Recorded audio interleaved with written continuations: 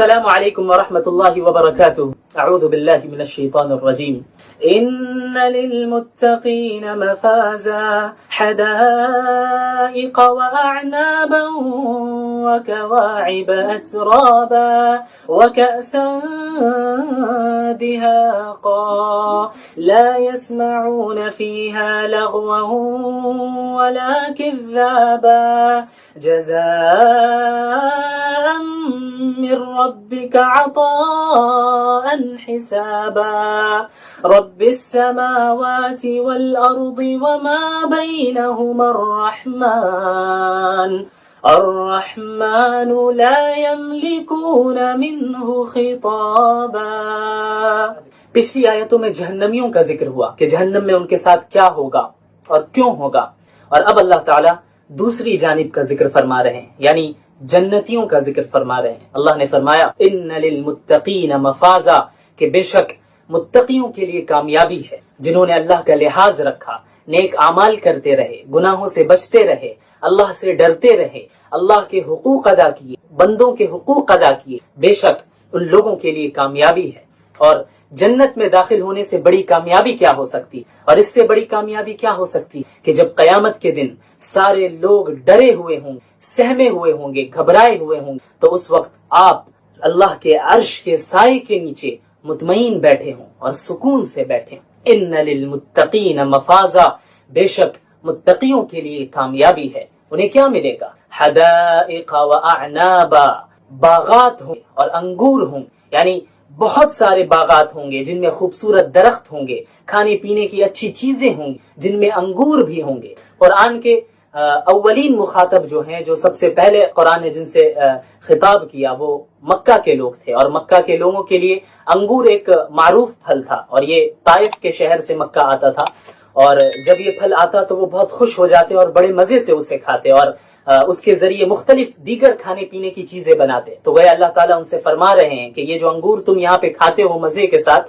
قیامت میں، آخرت میں، جنت میں اس سے کئی گنا زیادہ بہتر انگور، حدائق واعنابا، اور جنتیوں کے لیے خوبصورت بیویاں ہوں گی. اللہ تعالیٰ نے فرمایا وکواعب اترابا، اور نوجوان ہم عمر عورتیں ہوں گی. قواعب ان عورتوں کو کہتے ہیں جو اپنی شکل و شباہت کے اعتبار سے اور اپنی باڈی سٹرکچر کے اعتبار سے نہایت خوبصورت ہو اور بالکل پرفیکٹ ہوں، اور اترابا وہ عورتیں ہیں جو ہم عمر ہوں اور ایک ایج کی ہو، ایک عمر کی. وکواعب اترابا، اور کیا جنت میں شراب ہوگی؟ ہاں ہوگی، اور وہ ایسی شراب ہوگی جس سے نشہ بھی نہیں آئے گا، اور جب انسان اس شراب کو پیے گا تو وہ اپنی عقل بھی نہیں کھو بیٹھے گا. تو اللہ تعالیٰ نے فرمایا وَكَأْسًا دِهَاقًا، اور لبریز چھلکتے ہوئے پیالے ہوں، بھرے ہوئے پیالے ہوں. لَا يَسْمَعُونَ فِيهَا لَغْوًا وَلَا كِذَّابًا، وہ لوگ وہاں نہ کوئی بےہودہ باتیں سنیں گے، نہ کوئی بیکار بات سنیں گے، نہ کوئی جھوٹی بات سنیں، یعنی وہاں انہیں کوئی برا بھلا کہنے والا نہیں ہوگا، وہاں ان پر کوئی لعنت ملامت کرنے والا نہیں ہوگا، وہاں ان سے کوئی بری بات کہنے والا نہیں ہوگا، وہاں کوئی جھوٹ بولنے والا نہیں ہوگا. یعنی جنت کا ماحول بالکل پاکیزہ ماحول ہوگا. لا يسمعون فيها لغوا ولا كذابا. اچھا، تو یہ چیزیں انہیں کون دے گا؟ اتنے انعامات انہیں کون دے گا؟ جزاء من ربک عطاء حسابا، یہ تمہارے رب کی طرف سے ان لوگوں کا بدلہ ہے جو انہوں نے اچھے اعمال کیے، تمہارے رب کی طرف سے ان کا بدلہ ہے، اور بھرپور انعام ہے، بھرپور انعام ہے، یعنی اتنے انعامات ہوں گے کہ ان کے لیے کافی ہو جائیں. اب یہاں پر آپ ایک چیز پر غور کریں کہ جب جہنمیوں کا ذکر ہوا تھا اور جہنم کے عذاب کا ذکر ہوا، تو اس کے بعد اللہ تعالیٰ نے فرمایا جزاء وفاقا، یعنی موافق بدلہ ملے گا. انہوں نے جیسا عمل کیا ہوگا، جتنے گناہ کیے ہوں گے، اس کے بقدر، اس کے مطابق انہیں سزا اور عذاب ملے گا. لیکن جب جنتیوں کا ذکر ہوا اور جنت کی نعمتوں کا ذکر ہوا، اس کے انعامات کا ذکر ہوا، تو اللہ تعالیٰ نے یہ نہیں فرمایا کہ جزاء وفاقا، کہ موافق بدلہ ملے گا، کہ جتنے اچھے عمل کیے اسی کے مطابق مل جائے، ایسا نہیں، بلکہ عطاء حسابا، بھرپور انعامات ملیں گے. یعنی اللہ تعالیٰ اپنے فضل و کرم سے انہوں نے جتنے عمل کیے ہوں گے، اچھے عمل کیے ہوں گے، اس سے کئی گنا بڑھا چڑھا کر اللہ دیں گے. محض اپنے فضل و کرم سے بڑھا چڑھا کر اللہ انہیں دے گا.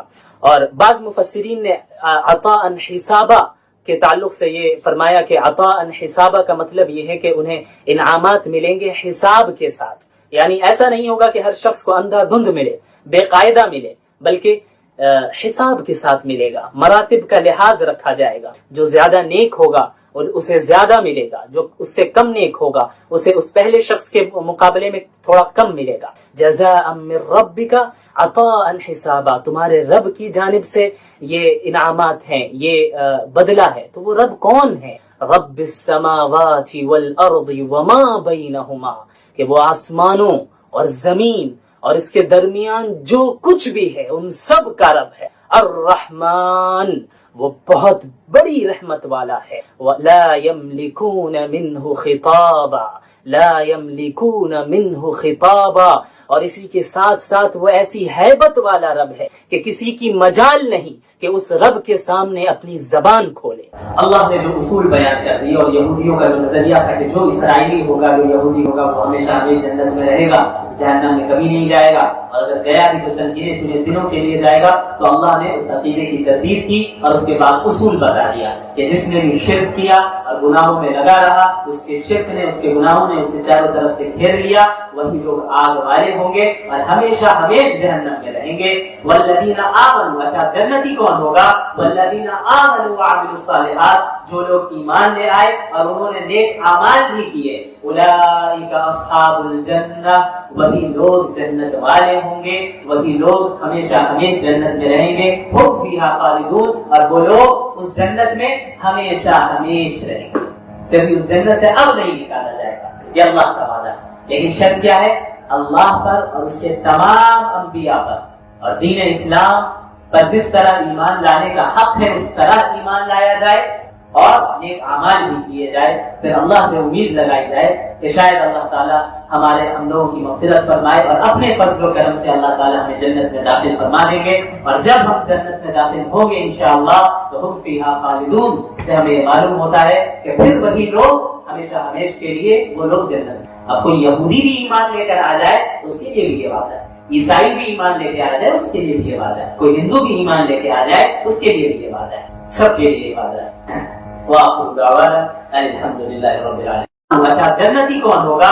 والذین آمنوا وعملوا الصالحات، جو لوگ ایمان لے آئے اور انہوں نے نیک اعمال بھی کیے، اولئک اصحاب الجنہ، وہی لوگ جنت والے ہوں گے، ہم فیہا خالدون، اور وہ لوگ اس جنت میں ہمیشہ ہمیشہ رہیں گے، کبھی اس جنت سے اب نہیں نکالا جائے گا، یہ اللہ کا وعدہ ہے۔ رسول اللہ صلی اللہ علیہ وسلم کے پاس ایک شخص آیا اور اس نے کہا یا رسول اللہ مجھے کوئی ایسا عمل بتائیں جسے میں کروں اور جنت میں داخل ہو جاؤں۔ تو رسول اللہ صلی اللہ علیہ وسلم نے ارشاد فرمایا کہ تم اللہ کی عبادت کرو، اس کے ساتھ کسی کو شریک نہ ٹھہراؤ، اور تم نماز پڑھو، زکوٰۃ ادا کرو اور رمضان کے روزے رکھو۔ تو اس شخص نے کہا کہ اللہ کی قسم میں ان چیزوں میں بالکل کمی بیشی نہیں کروں گا، نہ کمی کروں گا نہ زیادتی کروں گا۔ تو رسول اللہ صلی اللہ علیہ وسلم نے ارشاد فرمایا کہ جس شخص کو اس بات کی خوشی ہو کہ وہ کسی جنتی کو دیکھے تو چاہیے کہ وہ اس شخص کو دیکھ لے۔ السلام علیکم مفتی صاحب، کیا جنت میں سب اپنے فیملی سے مل سکتے ہیں؟ جی ہاں بالکل، قرآن کریم میں اللہ رب العالمین نے فرمایا کہ والذین آمنوا واتبعتهم ذریتهم بایمان الحقنا بهم ذریتهم، کہ جو لوگ ایمان لے آئے اور ان کی اولاد بھی ان کی اتباع کرتے ہوئے ایمان لے آئی، تو قیامت کے دن اللہ رب العالمین اولاد کو بھی اپنے والدین کے ساتھ رکھے گا، اپنے گھر والوں کے ساتھ رکھے گا۔ اسی طرح قرآن کریم میں اللہ نے فرمایا کہ ہم وازواجہم فی ظلال علی الارائک متکئون، کہ جنت والے اور ان کی بیویاں سائے میں صوفوں کے اوپر، تخت کے اوپر آرام فرما رہے ہوں گے۔ اور جہنم میں اس کا اپوزٹ ہوگا، وہاں کوئی اچھی چیز نہیں ہوگی، ہر تکلیف دہ چیز جہنم میں ہوگی، اور جنت میں ہر پاکیزہ چیز موجود ہوگی۔ وہاں پہ کوئی تکلیف دہ چیز، کوئی گندگی، کوئی نفرت والی چیز نہیں ہوگی۔ وَلَهُمْ فِيهَا أَزْوَاجٌ مُطَهَّرَةٌ، ان کے لیے پاکیزہ بیویاں ہوں گی، عورتیں ہوں گی۔ اور آگے جو فرمایا وہ انتہائی سعادت ہے، یعنی کسی کو کوئی سعادت حاصل ہو تو اس سعادت کا جو آخری درجہ ہو سکتا ہے وہ یہ ہے وَهُمْ فِيهَا خَالِدُونَ، کہ اب اس جنت میں وہ ہمیشہ ہمیشہ رہیں گے۔ اب کوئی بیماری نہیں آنے والی، اب کوئی بڑھاپا نہیں آنے والا، اور اب کبھی موت نہیں آنے والی، اب جوانی ہی جوانی، اور اب کوئی فقر و فاقہ نہیں آنے والا۔ بہت جھیل لیا، خندق میں 2 پتھر باندھ لیے، اب اور یہ محنت نہیں کرنی ہوگی اور یہ مشقت نہیں اٹھانی ہوگی، اب صرف رزق ہی رزق ہے۔ اور اللہ کی رضا ہی رضا ہے. وَهُمْ فِيهَا خَالِدُونَ, ہمیشہ ہمیش جنت میں رہیں گے. کہ ایمان جو ہے یہ جنت میں دخول کے لیے شرط ہے, اس کے بغیر کوئی جنت میں داخل ہو ہی نہیں سکتا. اگر کوئی ایمان سے ہاتھ دھو بیٹھا ہے, دنیا جتنی بھی دنیا کما لے, قیامت کے دن وہ جنت میں داخل نہیں ہو سکتا. لہذا ہمارا کوئی مسلمان بھائی یا ہماری کوئی مسلمان بہن شکوک اور شبہات کی وجہ سے, ڈاؤٹس کی وجہ سے اگر اسلام سے دور ہو رہی ہے تو وہ اپنا نقصان کر رہی ہے. کوئی بندہ اسلام سے دور ہو رہا ہے تو وہ اپنا نقصان کر رہا ہے. ایسی جنت میں ہوگا جس کے متعلق اللہ تعالیٰ نے فرمایا کہ ما لا عین رأت ولا اذن سمعت ولا خطر على قلب بشر, کہ وہ جنت ایسی جنت ہے, وہاں ایسی نعمتیں ہیں کہ جس جنت کو کسی آنکھ نے اب تک دیکھا نہیں اور کسی کان نے اب تک سنا نہیں, اور اس کا تصور بھی کسی کے دل و دماغ میں نہیں آیا. یعنی ایسی خوب لگژریس لائف ہوگی اور اتنی زبردست نعمتیں ہوں گی, اتنا عیش و آرام وہاں پر ہے اور اتنی پسندیدہ زندگی ہوگی کہ اس کا تصور بھی نہیں کیا جا سکتا. قرآن میں جو جنت کی نعمتیں بیان کی گئی ہیں وہ ان الفاظ میں بیان کی گئی ہیں جو ہمارے ذہن سے قریب تر ہو, ہم کچھ اندازہ لگا سکیں. ایسا نہیں ہے کہ بس جو بتا دیا گیا قرآن میں بس وہی ہوگا اور ہم جو سوچ رہے ہیں اس طرح ہوگا. نہیں, جنت ایسی جگہ ہے جو ہمارے امیجنیشن سے باہر ہے, ہم اس کا تصور بھی نہیں کر سکتے. لیکن ہمیں سمجھانے کے لیے ہماری عقل سے جو قریب تر الفاظ ہو سکتے ہیں اور قریب تر معنی ہیں, اس کا لحاظ رکھتے ہوئے اللہ تعالیٰ نے ان الفاظ کو اختیار کیا کہ جنت میں نہریں بہ رہی ہوں گی, جنت میں یہ نعمت ہے وہ نعمت ہے, لیکن اس کی کیفیت کس طرح ہوگی, کتنی زبردست ہوگی, اس کا تصور بھی ہم نہیں کر سکتے کیونکہ یہ ہماری امیجنیشن سے باہر ہے. اور ایسی زندگی ہے کہ جب انسان کو وہ زندگی ملے گی تو وہ اس سے راضی ہو جائے گا, اسے کوئی کمی محسوس نہیں ہوگی, کوئی تنگی محسوس نہیں ہوگی, اس کا افسوس نہیں ہوگا کہ بھئی کاش یہ بھی ہوتا کاش وہ بھی ہوتا. نہیں, وہاں پہ سب کچھ ملے گا. اللہ تعالیٰ نے فرمایا لَهُمْ مَا يَشَاءُونَ فِيهَا وَلَدَيْنَا مَزِيدٌ, اس جنت میں وہ جو کچھ چاہیں گے وہ بھی ملے گا اور ہماری جانب سے اور مزید بھی ملے گا.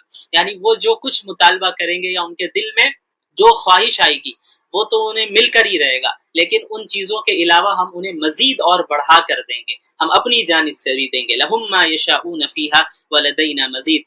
تو یہ جنت کی اتنی بڑی نعمت ہے اور اتنا بڑا اجر ہے.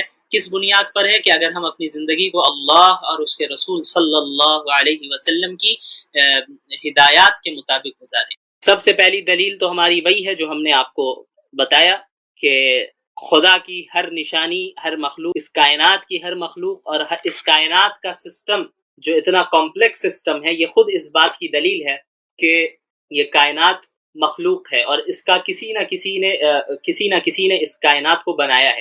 اس ڈیزائن کا کوئی نہ کوئی ڈیزائنر پہلے سے موجود ہے.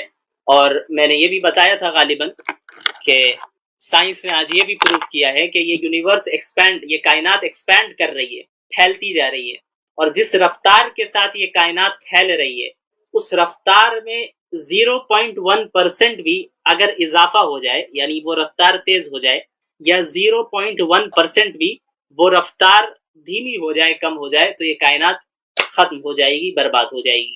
اتنے پرفیکشن کے ساتھ اس کائنات کا چلنا اور اتنی ایکوریسی کے ساتھ اس کائنات کا ایکسپینڈ ہو, یہ اس بات کی دلیل ہے کہ کوئی نہ کوئی اسے زبردست طریقے سے کنٹرول کر رہا ہے. اس کے علاوہ دلائل تو بہت سارے ہیں, لیکن ہم چند دلیلوں پر ہی اکتفا کریں گے چونکہ یہ بیسک اسلامک کورس ہے اور اس میں کئی سارے موضوعات کو ہمیں کور کرنا ہے, تو ایک موضوع پہ ہم 2 کلاس 3 کلاس نہیں لے سکتے. ہم چاہیں گے کہ مختصر کرتے ہوئے مختصر اور جامع بات آپ لوگوں کو بتا دی جائے, اور پھر جس کو جس موضوع پہ زیادہ دلچسپی ہو وہ اس پہ مزید ریسرچ کرے, تحقیق کرے. بہرحال فزکس کے مختلف لاز ہیں, ٹھیک ہے, انہی لاز میں سے ایک لا ہے کوزیلٹی کا, ایک قانون ہے کوزیلٹی کا. وہ کیا ہوتا ہے کہ کائنات کے اندر ہر چیز کا کوئی نہ کوئی سبب ہے, جسے ہم انگلش میں کاز اینڈ ایفیکٹ کہتے ہیں, کاز اینڈ ایفیکٹ. اردو میں ہم اسے سبب اور مسبب کہتے ہیں یا پھر علت اور معلول کہتے ہیں, کہ ہر ایفیکٹ کا کوئی نہ کوئی کاز ہونا ضروری ہے, ہر ایفیکٹ کا کوئی نہ کوئی کاز ہونا ضروری ہے. اسی طرح ہمارا جو وجود, ہمارا جو ظاہری سبب ہے وہ کون ہے, ہمارا ظاہری کاز کون ہے, وہ ہمارے والدین ہیں. ہمارے والدین کا ظاہری کاز اور ظاہری سبب کون ہے, وہ ان کے والدین ہیں, تبھی تو یہ دنیا میں ہم آج موجود ہیں. اگر ہمارے والدین نہیں ہوتے تو ہم نہیں ہوتے. ہمارے والدین ہیں, اگرچہ ہم نے شاید اپنے دادا پردادا کو نہیں دیکھا, لیکن کوئی اس بات کا انکار نہیں کر سکتا کہ ہمارے دادا پردادا موجود نہیں تھے. کیوں؟ کیونکہ ہمارا موجود ہونا یہ اس بات کی دلیل ہے کہ ہمارے پردادا موجود تھے. ہم افیکٹ ہیں، اور ہمارے ظاہری کوز کون ہے؟ ہمارے والد ہیں اور ہمارے والدہ ہیں. اور ہمارے والدین کے ظاہری کوز کون ہے؟ اس کا کوز سبب کون ہے؟ وہ ان کے والدین ہیں. پھر ان کا سبب کون ہے؟ وہ ان کے والدین ہیں. یہاں تک کہ ہم حضرت آدم علیہ السلام تک پہنچ جاتے ہیں. اور پھر حضرت آدم علیہ السلام کا کوز اور سبب کون ہے؟ وہ جو سبب ہے ہم اسے کہتے ہیں وہ سبب اول، یعنی دا فرسٹ کوز. اور ہم اسی فرسٹ کوز کو خدا مانتے ہیں، اللہ مانتے ہیں. تو یہ پوری دنیا، یہ جو کائنات ہے، اس کا جو سبب ہے، وہ کوز ہے، فرسٹ کوز ہے، وہ خدا ہے. اچھا، اب آپ جب یہ بات کریں گے تو ملحد کی جانب سے یہ بات آئے گی اور یہ اعتراض ہوگا کہ بھئی ٹھیک ہے، اگر ہم اس لا کو تسلیم کریں، اگر کیا وہ تو سبھی کرتے ہیں، اگر کوئی انسان کہہ دے کہ ہم کاز اینڈ ایفیکٹ کے لا کو نہیں مانتے تو سائنس کی دنیا میں اسے پاگل سمجھا جائے گا، بے وقوف سمجھا جائے گا. وہ چاہے مسلم ہو، کرسچن ہو، ہندو ہو، سکھ ہو، عیسائی ہو، اور یا پھر ایتھسٹ ہو، ملحد ہو، اس سے کوئی فرق نہیں پڑتا. سب اس لا کو سب مانتے ہیں، کاز اینڈ ایفیکٹ والے لا کو. یہ کامن سی بات ہے. تو اب یہاں پر وہ ملحد اعتراض کیا کرتا ہے؟ وہ یہ اعتراض کرے گا کہ بھئی ٹھیک ہے، جب ہر ایفیکٹ کا کوئی نہ کوئی کاز ہے، ہر مسبب کا کوئی نہ کوئی سبب ہے، ہر معلول کی کوئی نہ کوئی علت ہے، تو پھر یہ بتاؤ کہ پھر خدا کا سبب کیا ہے؟ پھر خدا کا وجود کہاں سے آیا؟ خدا کو کس نے بنایا؟ خدا کا سبب کیا ہے؟ ہر چیز کا ایک، آپ ہی نے کہا کہ ہر چیز کا ایک سبب ہے، تو پھر خدا کا سبب کہاں ہے؟ کیا ہے؟ ٹھیک ہے، تو اب اس کا جواب سن لیں آپ. اس کا جواب یہ ہے کہ یہ جو کوزیلٹی کا لا ہے، یہ فزکس کا ایک لا ہے. کاز اینڈ ایفیکٹ، علت و معلول، سبب و مسبب کا جو یہ لا ہے، یہ قانون ہے، یہ فزکس کا ایک قانون ہے، فزکس کا ایک لا ہے. اور فزکس کا موضوع کیا ہے؟ فزکس کا موضوع یہ کائنات ہے. فزکس کا موضوع کائنات کی لمیٹیشن ہے. لہٰذا اس کائنات کی لمیٹیشن کے اندر جو بھی ذات ہوگی وہ اس قانون اور اس لا کی پابند ہوگی. لیکن جب ہم خدا کی بات کرتے ہیں اور اللہ رب العالمین کی بات کرتے ہیں تو ہمارا یہ عقیدہ ہے کہ ہمارا رب تمام لمیٹیشنز اور تمام زمان و مکان سے پاک ہے. تو اللہ رب العالمین کو کائنات کی لمیٹیشن کے اندر قید نہیں کیا جا سکتا. اللہ اس کائنات کی لمیٹیشن کے باہر ہے. لہٰذا اللہ اس کائنات کی لمیٹیشن کا پابند ہوتا اگر، تب تو ہم یہ کہہ سکتے تھے کہ بھئی ہاں خدا کا بھی کوئی نہ کوئی سبب ہونا چاہیے. لیکن چونکہ خدا کائنات کی لمیٹیشنز کا پابند نہیں ہے، وہ ہر زمانے اور ہر جگہ سے پاک ہے. اسے کسی زمانے اور یہ جگہ کی ضرورت نہیں ہے. وہ ان چیزوں سے پاک ہے، وہ کسی بھی لمیٹیشن سے پاک ہے. لہٰذا فزکس کا یہ لا خدا پر منطبق نہیں ہو سکتا، کیونکہ فزکس کا جو یہ لا ہے، اس کا موضوع کیا ہے؟ وہ یہ کائنات ہے اور کائنات کی لمیٹیشن میں جو کچھ بھی ہے. بہرحال اس کو آپ دوسرے انداز میں اس طرح اور سمجھ سکتے ہیں کہ خدا کے متعلق یہ سوال کرنا کیوں غلط ہے کہ خدا کو کس نے بنایا. اتنا اگر وہ ادھر تک آپ لے آئیں اس کو، وہ یہ تو مانے گا کہ چلو بالفرض مان لے کہ خدا ہے، تو پھر خدا کو کس نے بنایا؟ تو اگر کاز اینڈ ایفیکٹ کا مسئلہ ہر ایک پر منطبق کیا جائے تو پھر یہ سلسلہ کبھی ختم نہیں ہوگا. پھر خدا کو اگر کسی نے بنایا تو پھر اس کو کس نے بنایا؟ پھر اس کو کس نے بنایا؟ پھر اس کو کس نے بنایا؟ یہ تو سلسلہ چلتا رہے گا. تو ظاہر سی بات ہے، یہ جو فزکس کا لا ہے، اس کا موضوع یہ کائنات ہے، اور کائنات کے اندر جتنی چیزیں ہیں ان چیزوں پر ان اصول کا منطبق ہوتا ہے. اور وہ کائنات کے اندر جتنی چیزیں ہیں وہ ظاہر ہے کائنات کی لمیٹیشنز کی پابند ہے، اس لمیٹیشنز کے اندر ہے. اور اللہ رب العالمین زمان و مکان سے اور تمام لمیٹیشن سے پاک ہے. تو فزکس کا لا خدا پر منطبق کرنا یہ درست نہیں ہے. اب اس کو دوسرے انداز میں کس طرح سمجھیں؟ اب آپ اس طرح سمجھیں کہ فزکس کا ہی ایک قانون ہے تھرمو ڈائنامکس کا. تھرمو ڈائنامکس کے مختلف لاز ہیں. اس کا جو دوسرا قانون ہے، the second law of thermodynamics, اس کا مفہوم یہ ہے، اس کا خلاصہ یہ ہے، اس میں جو بات بتائی گئی ہے اسے بھی کوئی انکار نہیں کرتا. تھرمو ڈائنامکس کے لاز کو کوئی انکار نہیں کر سکتا، سب تسلیم کرتے ہیں، ہم بھی کرتے ہیں.